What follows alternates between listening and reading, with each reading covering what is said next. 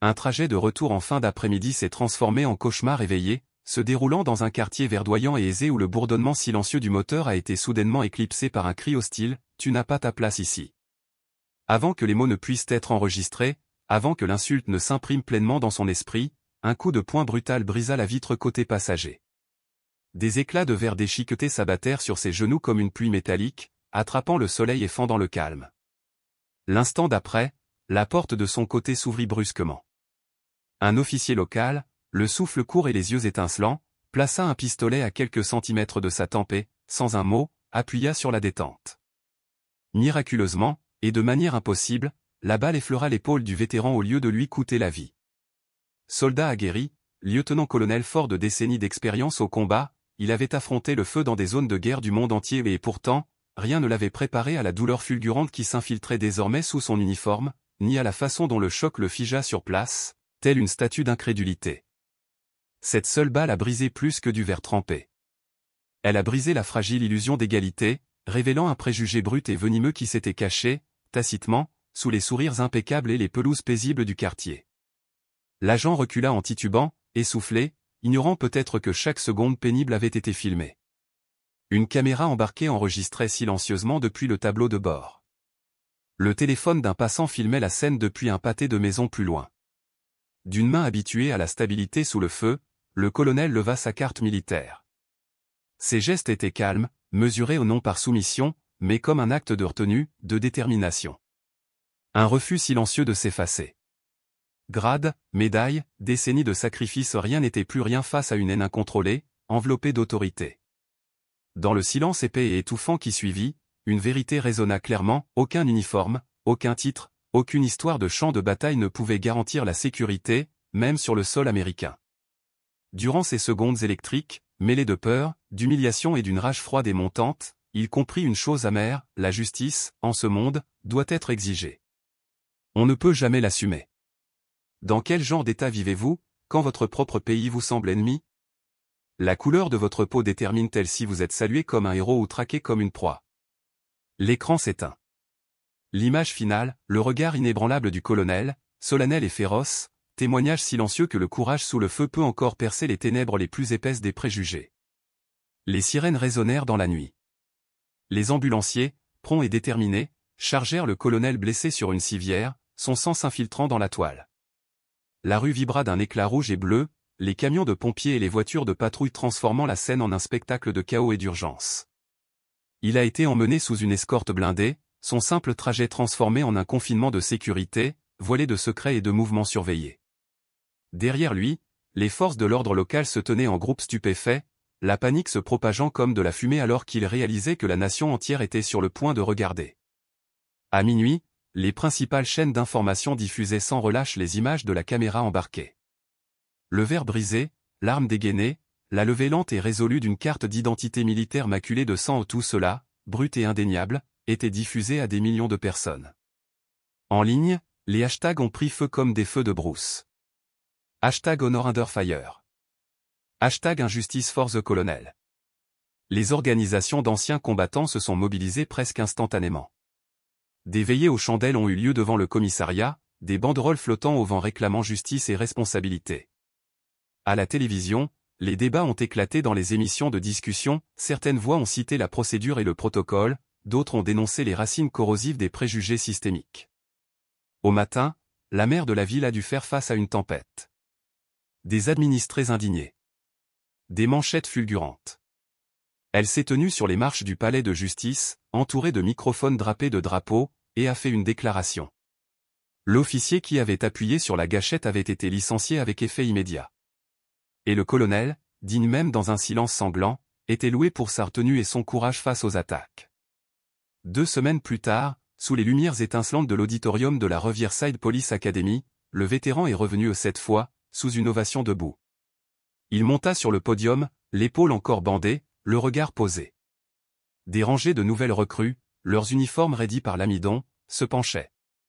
Le pouvoir ne fait pas le bien, dit-il d'une voix calme mais résolue. Écoutez, oui. Il s'arrêta, laissant le silence s'approfondir, les yeux rencontrant ceux de chaque jeune officier.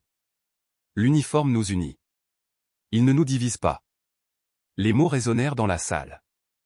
Le respect se transforma en applaudissements, pleins et sincères, résonnant contre le haut plafond. À ce moment-là, quelque chose de vital a pris racine, les fragiles prémices d'une réforme, née non pas de la vengeance, mais d'une vision. Dans les semaines qui ont suivi, la ville de Riverside a commencé à changer. Le centre communautaire a débordé lors d'un forum de réconciliation. Les résidents noirs se sont levés pour s'exprimer, la voix tremblante, sur les contrôles routiers qui leur semblaient être des pièges. Des familles latino ont raconté des histoires d'arrestation suite à des malentendus trop mineurs pour avoir de l'importance. Les voisins blancs se sont également manifestés. Certains tremblants, d'autres en pleurs, ils ont admis des années de complicité silencieuse, protégés par le réconfort du déni. Chaque témoignage, brut et tremblant, tissait une tapisserie d'injustice qui était restée trop longtemps cachée à la vue de tous. Les dirigeants des États et des collectivités locales n'ont pas réagi avec des platitudes, mais avec des plans. Un comité d'examen civil, habilité à enquêter sur les fautes professionnelles de la police. Formation obligatoire sur les préjugés créée avec l'aide de défenseurs de la communauté. Caméras portées sur le corps, programmées pour s'activer dès qu'une arme est dégainée. Les conseils de défense des intérêts des hôpitaux veillent à ce que chaque patient, quel que soit son revenu ou sa couleur de peau, reçoive un traitement équitable. La lecture des propositions s'est faite à voix haute, les larmes se mêlant aux applaudissements. Pour beaucoup, c'était la première fois que la vérité sur leur vie était reconnue, la première fois que leur douleur n'était plus invisible. La guérison a commencé pas parfaitement, pas complètement, mais sérieusement. Dans le même temps, les agents fédéraux travaillaient à huis clos, épluchant les archives numériques du serveur domestique de l'ancien shérif. Ce qu'ils ont découvert était effrayant. Une correspondance financière et personnelle liée l'officier au Conseil de protection du patrimoine, une organisation suprémaciste blanche dotée d'une influence profonde et secrète dans les cercles chargés de l'application de la loi. Grâce à des raids coordonnés menés dans 12 États, des dizaines d'officiers et de fonctionnaires ont été arrêtés. Les accusations allaient de violation des droits civiques à la conspiration et au terrorisme intérieur. Le scandale a explosé dans tout le pays, ébranlant les fondations de départements longtemps à l'abri de tout contrôle. Les chefs de police et les shérifs ont été soudainement obligés d'affronter leur passé et la collusion qu'ils ne pouvaient plus nier. De retour à Riverside, les dirigeants ont répondu par le « Payon Pledge », un vœu symbolique visant à garantir l'équité non seulement dans le maintien de l'ordre, mais aussi dans l'éducation et les soins de santé. Alors que le forum de réconciliation touchait à sa fin, le vétéran s'avança une fois de plus, son uniforme aussi impeccable et fier que jamais. Il regarda la foule rassemblée, étudiants, parents, officiers, anciens. Un changement systémique, dit-il doucement, exige une vigilance soutenue. Pas seulement une victoire ponctuelle. Et à ce moment-là, la longue et douloureuse marche de Riverside, de la partialité silencieuse à la justice ouverte, s'est avérée être une leçon durable non seulement pour elle-même, mais pour les villes et villages de tout le pays. La véritable réforme, avaient-ils appris, ne se résume pas à un titre. C'est une vie de choix, enracinée dans la persévérance, l'humilité et le courage. Un an plus tard, dans la rue même où tout a commencé, une simple plaque de bronze a été installée, la ponctuation finale d'un chapitre que personne n'oublierait jamais. L'inscription « Honneur sous le feu » marque désormais le tronçon de route où un soldat en uniforme a failli être tué. Elle est gravée en lettres modestes mais résolues « Honneur sous le feu ». Ces mots rappellent aux passants que le courage prend de multiples formes et que la gratitude peut naître d'un acte de souvenir discret. En grande tenue, le vétéran revint présider la cérémonie d'inauguration, ses médailles étincelant sous un doux soleil d'après-midi. Avec un soin respectueux, il souleva un drapeau américain parfaitement plié au symbole de dignité et, comme il le disait, de confiance trahie et le déposa dans une vitrine vitrée fixée juste au-dessus de la plaque. Sous les branches de magnolia ondulant doucement, des policiers en uniforme lançaient des saluts secs, leurs gestes synchronisés formant une promesse silencieuse que le mal commis ici ne serait pas oublié. Un silence s'abattit sur la foule, suivi de quelques applaudissements respectueux et chaleureux. Les passants, jeunes et vieux, voisins qui détournaient autrefois le regard, se tenaient désormais côte à côte, réfléchissant au chemin parcouru par leur ville face à ses propres échecs. Les enfants agitaient de minuscules drapeaux au-dessus de leur tête, leurs couleurs vives dansant sur le verre des feuilles au symbole d'espoir porté par de petites mains. Les parents s'embrassaient discrètement, leur soulagement partagé se manifestant dans le doux croisement des bras. La cérémonie s'est déroulée sans fanfare, sans haut-parleurs bruyants. Pourtant, sa force résidait dans sa détermination collective. Chaque salut, chaque hochement de tête, Chaque regard larmoyant en disait long, le respect se mérite sans cesse et la justice reste fragile tant que nous ne la protégeons pas tous avec vigilance. Alors que le vétéran s'éloignait de l'affaire, il rejoignit ses concitoyens dans un moment de recueillement silencieux, la tête baissée non seulement par tristesse, mais aussi par unité. Les voisins restèrent longtemps après la dernière note du clairon, refusant de laisser s'évanouir l'importance de cet acte. Ils évoquèrent à voix basse les leçons apprises et les promesses faites, conscients que le chemin à parcourir était encore semé d'embûches. Mais sous les fleurs de magnolia, dans le doux cliquetis des saluts et le bruissement des petits drapeaux, Riverside a affirmé une vérité simple, la guérison commence lorsqu'une communauté se tient ensemble, se souvient du passé et s'engage à protéger la dignité de chacun dans le futur. À travers ces événements déchirants, la communauté a appris une douloureuse vérité, l'injustice se nourrit de notre silence. Mais le courage ou un courage discret et inébranlable peut briser les préjugés les plus profonds. Regardez le vétéran brandir sa carte d'identité militaire avec une précision sereine, sous la lumière d'une arme à la main, est devenue une leçon de dignité qu'aucun manuel ne saurait enseigner. Face à une agression gratuite, il n'a pas réagi par colère ni s'est recroquevillé par peur. Au contraire, il a patiemment récupéré ses papiers, documenté chaque instant et obtempéré aux exigences, sans jamais renoncer à ses droits ni à sa voix. Cette réaction sereine face aux critiques a transformé une crise personnelle en un appel à la responsabilité publique. Les voisins, qui autrefois chuchotaient au sujet des contrôles de routine, ont maintenant compris combien la courtoisie peut facilement masquer le mépris. Les familles qui n'avaient jamais remis en question les statistiques des contrôles routiers ont maintenant constaté le coût humain des suppositions fondées sur la seule vue. Le refus posé du vétéran de se taire devint un phare. Si une personne ordinaire, armée seulement de vérité et de détermination, pouvait défier une autorité en uniforme, alors une ville entière voire une nation pourrait trouver la volonté de confronter ses préjugés cachés. Lors de réunions communautaires, les avocats ont cité ce moment de calme sous la menace comme preuve que dénoncer l'injustice et exiger une procédure régulière n'était pas un acte de défiance, mais un devoir de citoyenneté. Dans les écoles, les enseignants ont rediffusé l'immobilité de la caméra embarquée pour rappeler aux élèves que la dignité sous la contrainte est plus éloquente que n'importe quel cri. Et à la maison, les parents ont expliqué à leurs enfants comment se montrer courageux face aux injustices peut inspirer d'autres personnes à trouver le courage. En refusant de se taire, le vétéran a ouvert la voie, passant des préjugés invisibles à une justice ouverte. Il a démontré que les blessures subies seules peuvent se transformer en un appel collectif à la réforme et que chaque personne, quel que soit son rang ou son origine, détient le pouvoir de transformer sa communauté. Dans les matins plus lumineux de Riverside, lorsque la lumière du soleil réchauffe les mêmes rues où la peur a autrefois pris racine, son exemple perdure une promesse silencieuse que la vérité, une fois dite, ne peut plus être enterrée.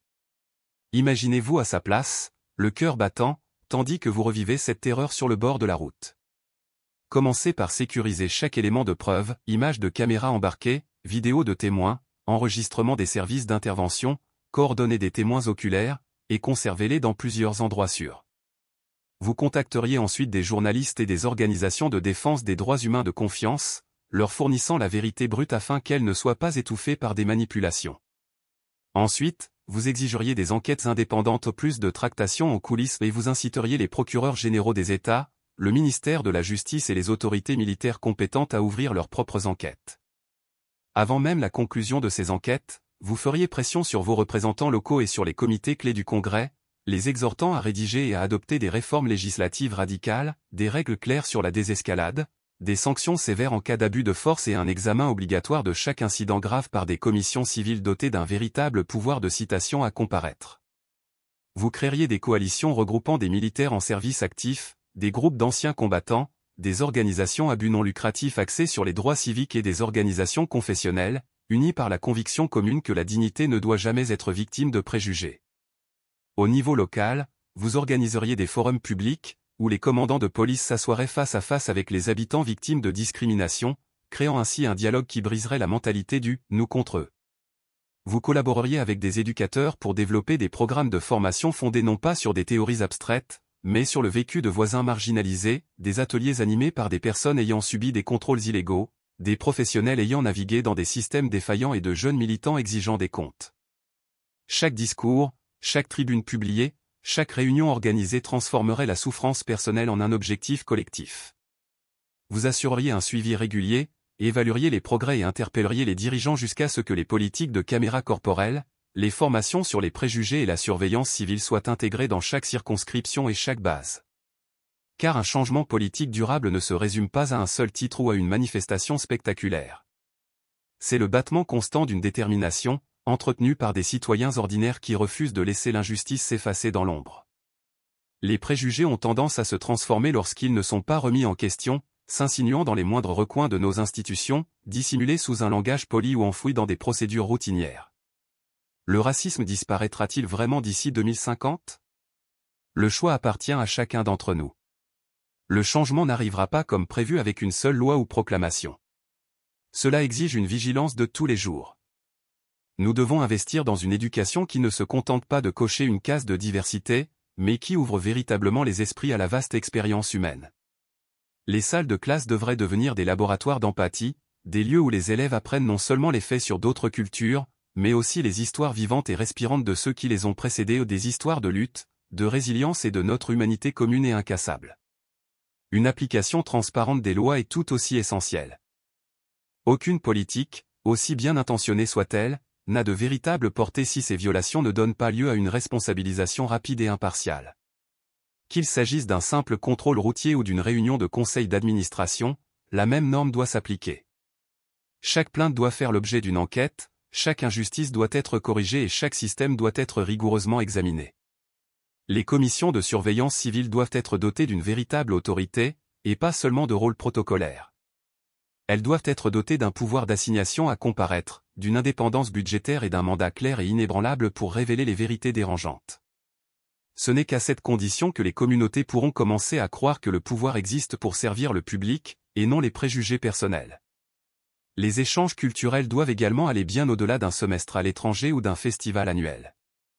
Ils doivent s'intégrer harmonieusement à notre quotidien, par le biais de projets communautaires partagés, de dialogues interreligieux et de programmes de mentorat qui comblent les clivages générationnels et raciaux. Lorsque les voisins apprennent à connaître les traditions, les goûts et les peurs de l'autre, les murs invisibles de l'altérité commencent à tomber, brique par brique. La familiarité engendre la compréhension, et la compréhension engendre la compassion.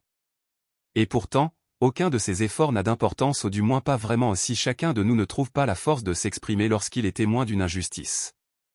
Une insulte chuchotée dans un couloir. Une politique douteuse adoptée dans l'ombre du gouvernement local. Une arrestation sans fondement dans une rue calme. Ces moments comptent. Intervenez avec courage, ne détournez pas le regard lorsque l'injustice se glisse dans le quotidien. Rappelez vos droits, rappelez aux autres qu'ils ont le pouvoir d'agir.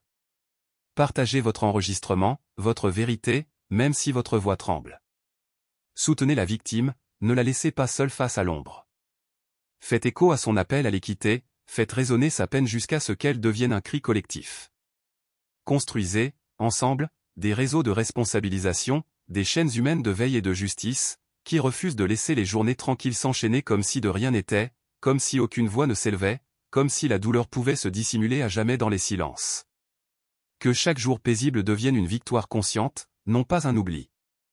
D'ici 2050, osons espérer, avec une ardeur sereine mais inébranlable, qu'une nouvelle génération se souviendra de ces années, non pas avec honte, ni tristesse, mais avec révérence.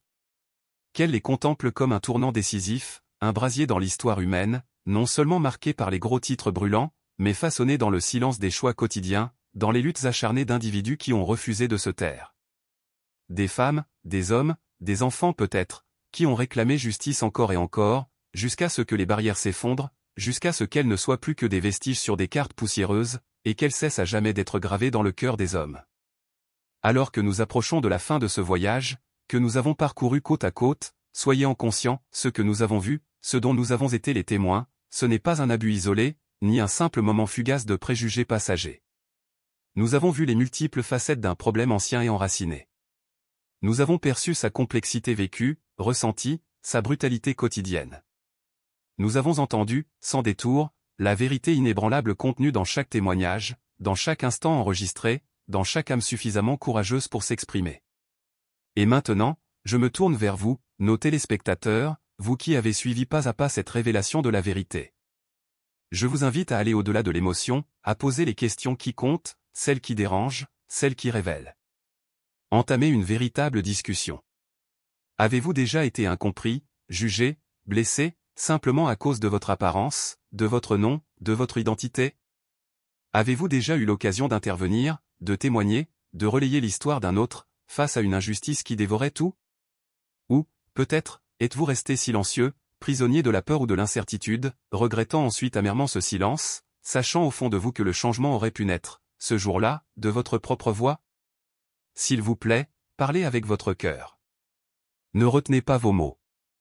Partagez vos émotions les plus profondes, la colère brûlante ressentie face à l'injustice, la douleur sourde de constater que le courage est parfois ignoré, ou bien la lueur d'espoir, si fragile mais si puissante, qui surgit à chaque pas vers la réforme.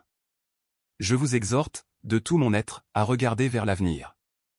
Anticipez-le, non pas dans une perspective vague ou lointaine, mais au plus proche de vous, dans vos rues, vos écoles, vos foyers. Comment un acte de bravoure, comme celui de ce soldat décoré que nous avons évoqué, peut-il se propager, grandir, s'amplifier, se transformer en véritable mouvement? Quel changement concret, tangible, urgent, faut-il mettre en œuvre pour garantir que la même violence, la même injustice, ne puisse plus jamais se reproduire dans nos quartiers, dans nos vies? La solution se trouve peut-être dans la création d'une ligne d'assistance publique, ouverte jour et nuit, accueillant les témoignages enregistrés, recueillant les voix brisées et les appels à l'aide. Ou bien dans le lancement d'une initiative de dialogue, courageuse, honnête, entre citoyens et forces de l'ordre, non pas pour accuser, mais pour comprendre, réparer, reconstruire.